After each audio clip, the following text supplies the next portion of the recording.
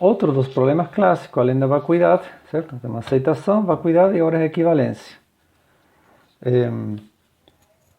EQMT, ou seja, dadas duas máquinas de Turing, dizer se tem a mesma linguagem é indecidível. Não podemos, outra vez, decidir isto rodando as máquinas e vemos se aceitam ou não aceitam a mesma cadeia, porque teríamos infinitas cadeias para testar. Então, isto é indecidível e vamos mostrar como. Então, a demonstração vai ser por redução, e aí vamos a supor que QMT é decidível.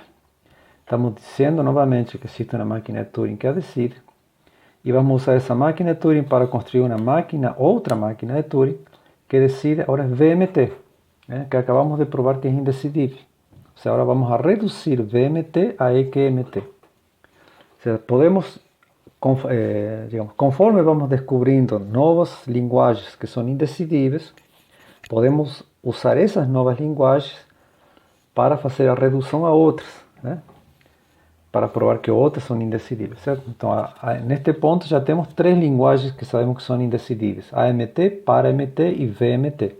Então, aqui neste caso, vou usar VMT para fazer a redução. Eu sei que isto é indecidível. Então, a máquina Turing S, que decide EQMT, esta decide EQMT, vai ser assim. Não, desculpem, esta aqui decide VMT, vai ser assim. Estou dizendo que aqui decide EQMT ser. Então, quero provar que agora consigo decidir VMT. Então, aqui vai decidir VMT vai ser assim.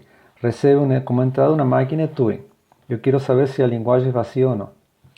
Então, essa máquina S construiu outra máquina de Turing, MFI, vou chamar, que sempre rejeita.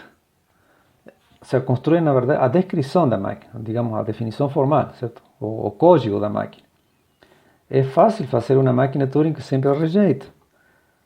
O estado inicial já é o estado de rejeição. Nem precisamos colocar transições. Ou talvez transições, mas que todas... Não, desculpem, não tem transições, porque não temos nenhuma transição saindo do estado de rejeição. E seria uma máquina de Turing assim, certo? Aqui está o que rejeita, o que aceita está isolado, e pronto, essa é a minha máquina. Então essa máquina rejeita tudo, porque o próprio estado inicial já é estado de rejeição. Qualquer cadeia que coloque imediatamente é rejeitada, então a linguagem é vazia. E agora rodamos R sobre a máquina que tem uma entrada, a máquina que eu recebi como entrada, e esta outra. Lembrem que R decide a equivalência. Então eu rodo R com a equivalência. Se R aceita, significa que estas duas têm a mesma linguagem. E se R rejeita, significa que estas duas têm linguagens diferentes. Então, neste caso, aceito. Neste caso, rejeito. Vamos ver o que acontece. Por que isso decide VMT? Se a linguagem é vazia, a linguagem de M é igual a esta outra. Lembrem que esta outra tem a linguagem vazia. É a máquina que rejeita tudo. Se a linguagem de M também é vazia, então estas duas são iguais. Se estas duas são iguais, R vai aceitar.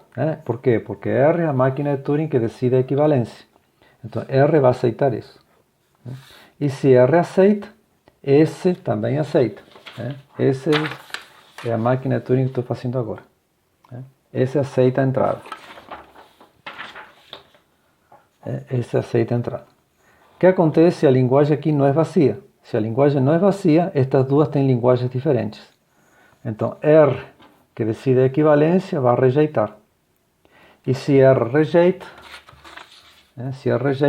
S também rejeita. S rejeita a entrada M. Então, vem aqui. Se a linguagem de M é vazia, S aceita. E se a linguagem não é vazia, S rejeita. Então, S está decidindo VMT. Mas eu sei que VMT é indecidível. Então, aí crio a minha contradição. E a contradição prova que essa linguagem é indecidível. Por quê? Porque se fosse decidir, eu poderia decidir VMT. Mas eu sei que eu poderia decidir VMT, mas eu sei que é indecidível. Então, isto tem que ser indecidível.